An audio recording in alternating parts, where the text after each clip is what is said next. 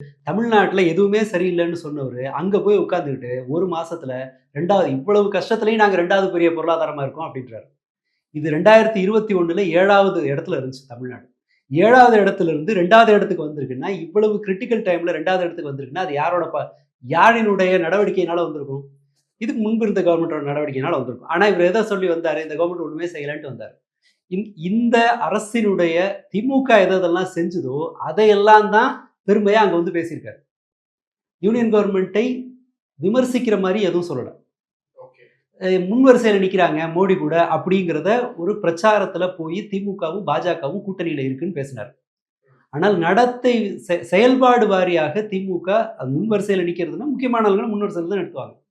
நிதி ஆயோக் கூட்டத்துல பங்கெடுத்ததே திமுக சரணடைந்துருச்சு. சரணடைந்ததுன்னாரு. இப்ப பக்கத்துல வந்து நாங்க ஒத்துழைப்போம் அப்படின்னு சொல்லிட்டு இவங்க முன் வரிசையில போட்டோலாம் போட்டுட்டு, அடுத்த எம்ஜிஆரா நேஷனல் மீடியாலாம் போடுறாங்க. எம்ஜிஆரின் வழியில் வருகிறார் விஜய்ன்னு சொல்லிட்டு போடுறாங்க. கம்ப்ளீட் சரண்டர் ஆனது இவங்க தான். ஆனா 4 ரீல்ஸ போட்டுட்டு, இவங்க சரண்டர கூட சகிச்சுக்கலாம் போல இருக்கு. இவங்களோட ரீல்ஸ வந்து நம்மளால தாங்க முடியல.